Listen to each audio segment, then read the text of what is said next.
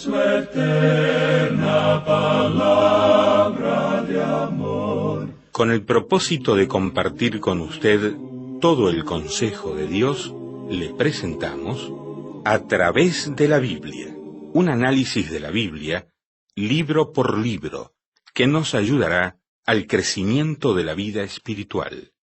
Estos estudios fueron diseñados por el Dr. J. Vernon McGee, destacado maestro y expositor de la Biblia. Le invito a que nos acompañe en este fascinante recorrido de A través de la Biblia. Cuán firme cimiento la palabra de Dios.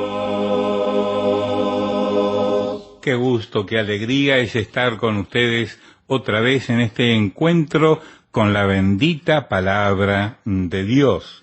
En la jornada de hoy vamos a estar observando, analizando, estudiando juntos el siguiente segmento de la carta de San Pablo a los Gálatas. Si tiene su Biblia por allí entonces y puede abrirla, hágalo en la carta a los Gálatas. Nuevo Testamento de la Biblia, capítulo 3. Comenzaremos nuestro recorrido de hoy en el versículo número 17 y avanzaremos en nuestro imaginario autobús bíblico hasta el verso 23. Gálatas 3, 17 al 23 será el segmento que hemos de estudiar. Para nosotros, integrantes del equipo de A través de la Biblia, son muy importantes las cartas, los correos electrónicos que ustedes nos envían. Por eso les animo que nos escriban. Al final del programa de hoy vamos a darle la dirección donde puede hacerlo. ¿De acuerdo? Así lo hizo Óscar Flores de Tegucigalpa, Honduras. Nos mandó un correo electrónico que dice así: es un gozo saludarlos, esperando que estén siempre gozosos. Les ruego me puedan proporcionar los escritos de los estudios bíblicos para repasar y aprender a mejorar lo que Dios me muestra en cada uno de estos estudios. Mi meta es que lo que Dios me preste de vida lo emplee de la mejor manera, proporcionándole a mi familia y a otras personas conocimientos bíblicos para que ellos vean y entiendan el plan de Dios para sus vidas. Estaré ansioso de obtener estos estudios lo más pronto posible. Ustedes son de gran bendición para mi vida y deseo absorber lo que más pueda de estos programas. Desde Tegucigalpa, Honduras, saluda Óscar Flores. Muchas gracias, Óscar. Qué bonita carta y qué buen deseo que tiene de compartir con otras personas estos estudios. Gracias por escribirnos y por dejarnos saber sus inquietudes. Luciano Lidia nos escribió desde Filadelfia, Pensilvania, en Estados Unidos, diciendo: oigo su programa todos los días por mi PC a través de Radio Transmundial. No pueden imaginarse cuánto he aprendido y cuánta paz hay en mi alma. Le pido a Dios que siga derramando muchas bendiciones sobre todos ustedes.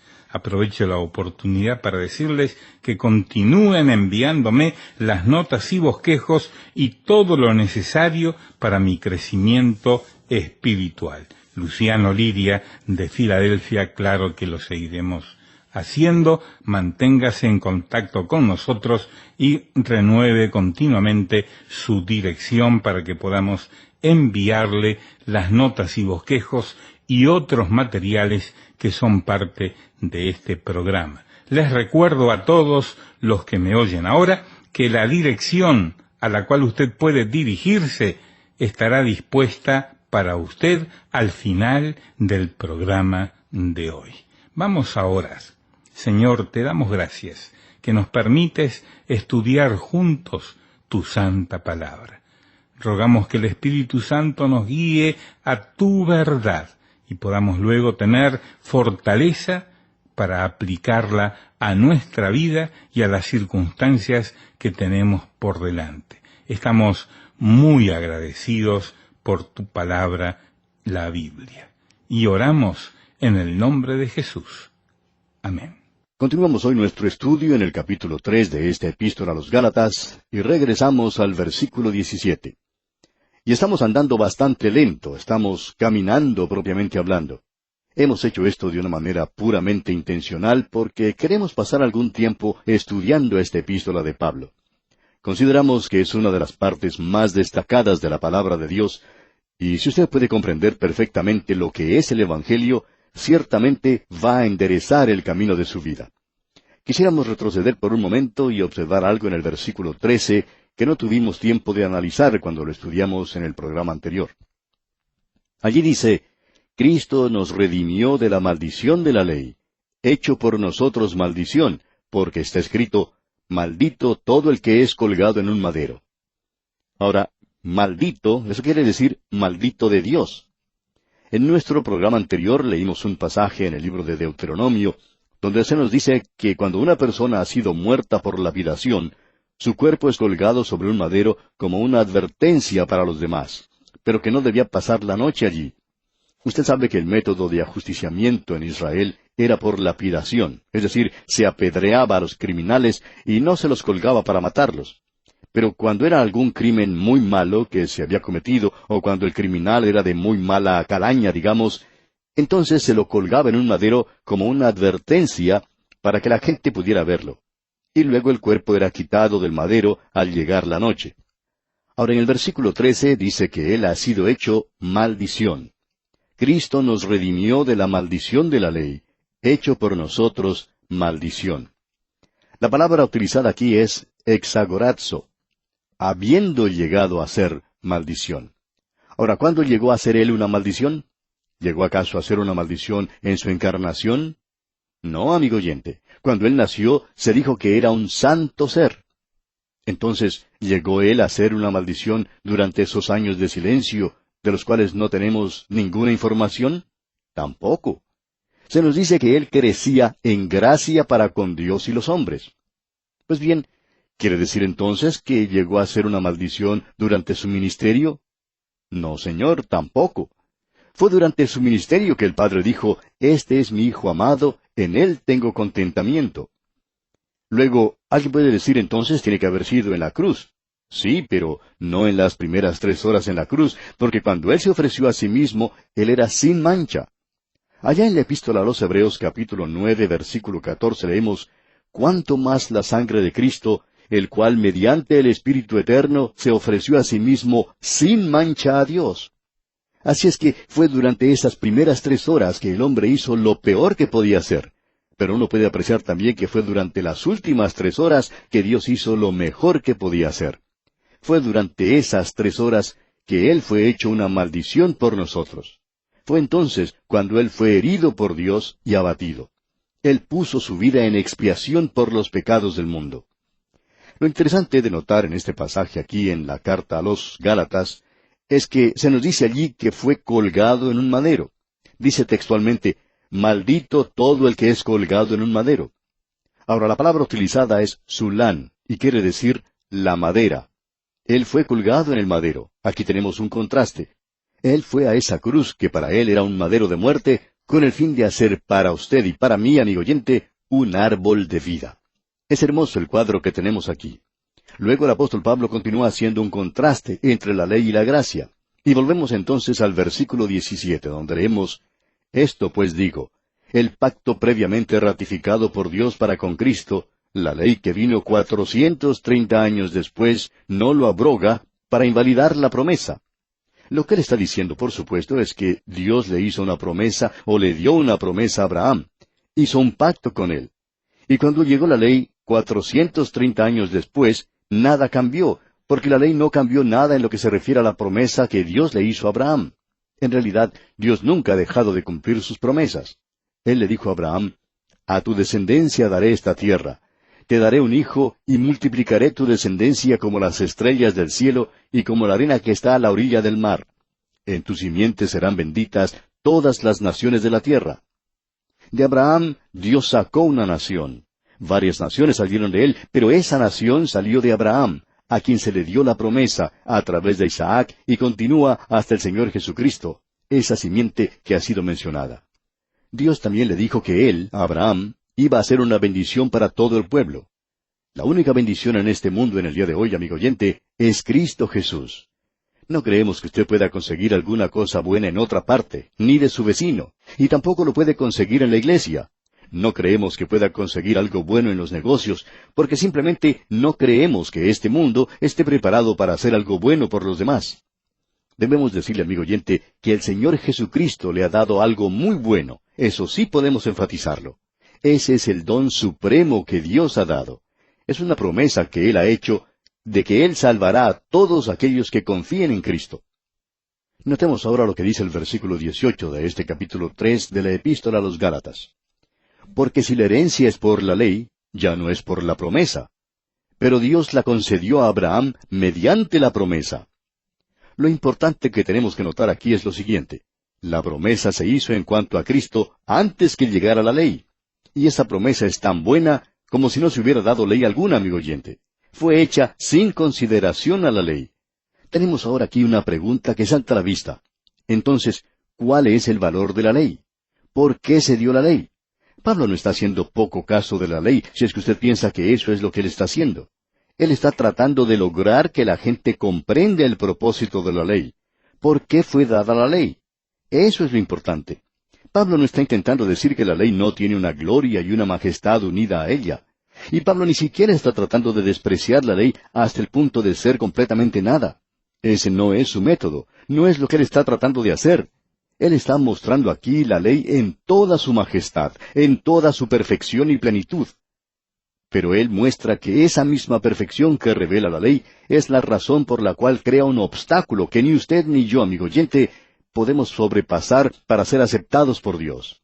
Escuchemos lo que dice Pablo cuando él se refiere al propósito de la ley, comenzando aquí en el versículo 19 de este capítulo 3 de Gálatas. Entonces, ¿para qué sirve la ley? Fue añadida a causa de las transgresiones hasta que viniese la simiente a quien fue hecha la promesa, y fue ordenada por medio de ángeles en mano de un mediador. Usted ha notado la pregunta que se hizo al principio. ¿Para qué sirve la ley? Él nos está diciendo aquí cuál es el propósito de la ley. Bueno, él dice que fue añadida. Es algo que fue añadida a causa de las transgresiones hasta que viniese la simiente. Esa pequeña palabra hasta, que habla del tiempo, es algo muy importante. Quiere decir que era algo temporal. La ley fue dada simplemente por un intervalo de tiempo entre Moisés hasta el tiempo de Cristo.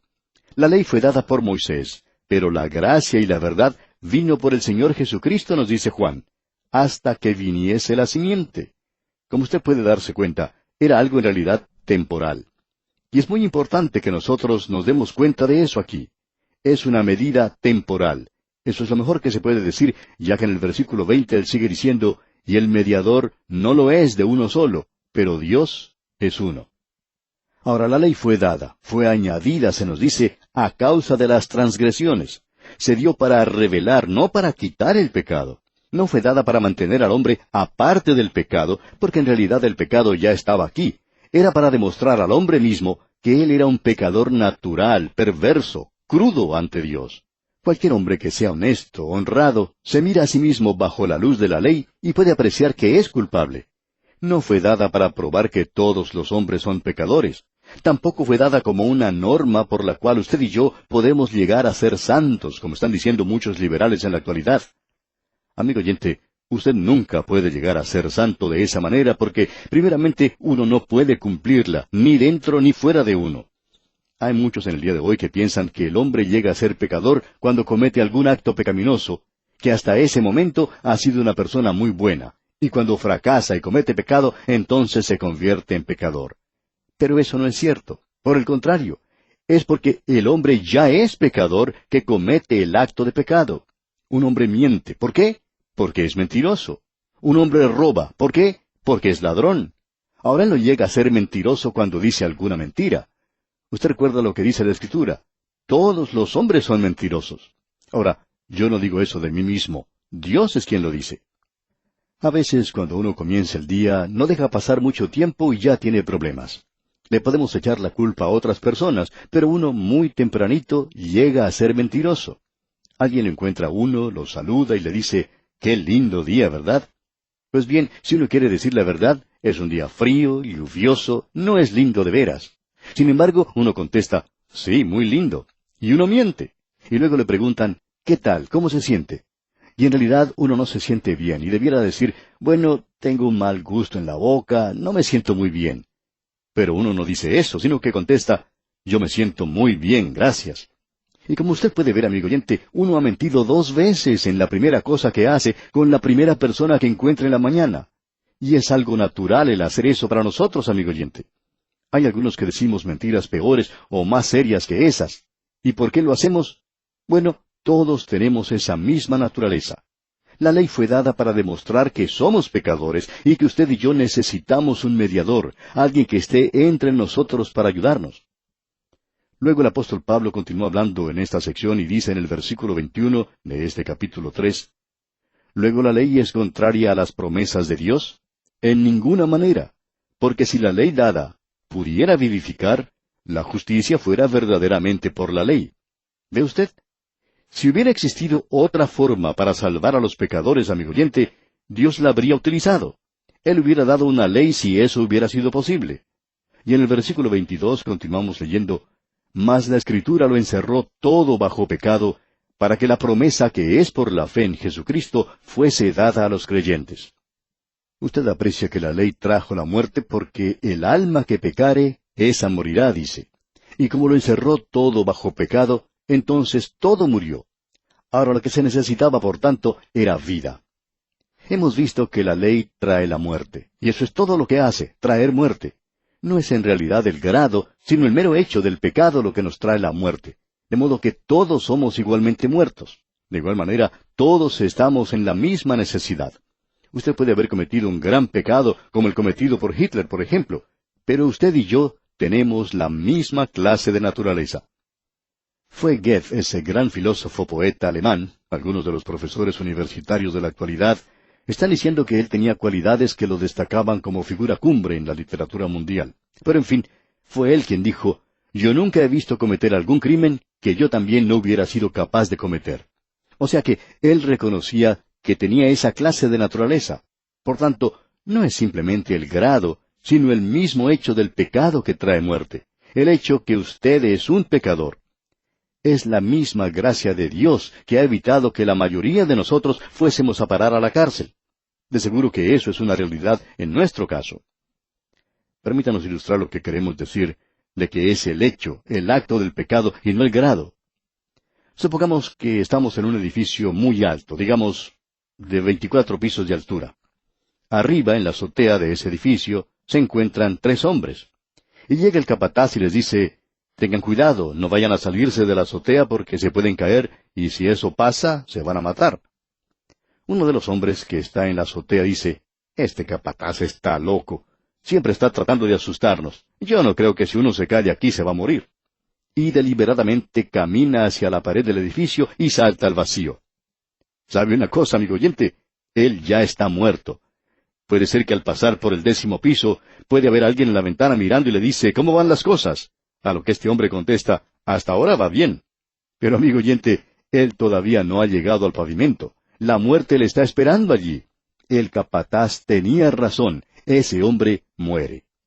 Ahora supongamos que uno de los otros 2 hombres que quedaron allá arriba, cuando escuchó decir eso al capataz, se asustó tanto que salió corriendo hacia las escaleras para descender, pero accidentalmente resbala en el piso y lo hace con tanta mala suerte que sale disparado hacia el vacío.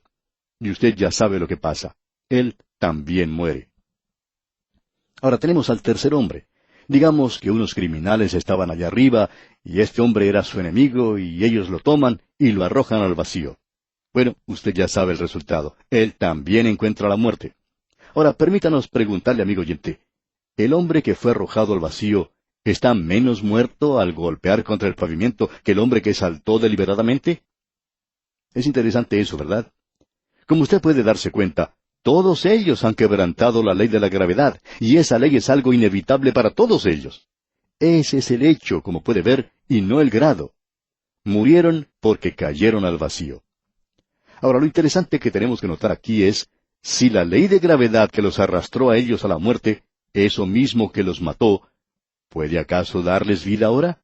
Claro que no. No les puede dar vida. La ley, amigo oyente, no le puede dar vida a usted, como tampoco puede recibir vida de la ley natural después que ha caído al vacío y hallado la muerte. Usted no puede hacer retroceder ese proceso y regresar al edificio, como a veces uno puede ver que se hace en una película. Uno tiene aquí lo siguiente, que la ley del pecado obra de esa manera. La muerte es el resultado del pecado. La ley del pecado no sabe nada de circunstancias atenuantes, no sabe nada de misericordia, ni tiene elasticidad. Es inflexible, inexorable, es inmutable. El alma que pecare, esa morirá. Y Dios le dijo a esa pareja que estaba allá en el jardín del Edén, porque el día que de él comieres, ciertamente morirás. Y allá en el libro de Éxodo capítulo 34, versículo 7 dice, y que de ningún modo tendrá por inocente al malvado. De modo que todos, amigo oyente, todos hemos pecado, y por la ley todos estamos muertos. La ley nos ha dado muerte. Pablo la llama la ministración de la muerte. Es la ministración de la condenación. La ley nos condena a todos nosotros. ¿Puede entonces dar vida a la ley? Amigo oyente, eso es imposible, como si la caída desde ese edificio tan alto pudiera darle vida a aquel que murió a causa de esa misma caída. Si la ley le ha justiciado, entonces el propósito de la ley era por tanto de nunca dar vida. Era para demostrarnos que nosotros somos pecadores culpables ante Dios. Ahora observemos esto y leamos nuevamente el versículo 22. No hemos avanzado tanto como hubiéramos querido, pero, amigo oyente, esto es importante, ¿verdad? El de poder comprender perfectamente bien el Evangelio. Y lo estamos observando en esta sección como si fuera bajo un microscopio, digamos.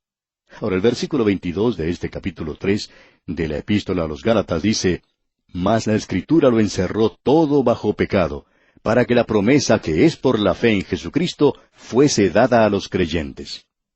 Esta es una gran declaración, amigo oyente. Es una gran declaración que es la ley de Dios, que todos estamos bajo pecado y que trae como resultado la muerte. Notemos ahora lo que dice el siguiente versículo, el versículo 23. «Pero antes que viniese la fe, estábamos confinados bajo la ley, encerrados para aquella fe que iba a ser revelada».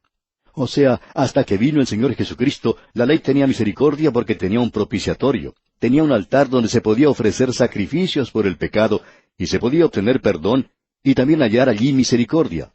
Todo esto estaba señalando hacia Cristo. Pero antes de que viniese la fe, Pablo dice que nosotros debíamos permanecer bajo la ley, encerrados para aquella fe que iba a ser revelada. Luego dice, de manera que la ley ha sido.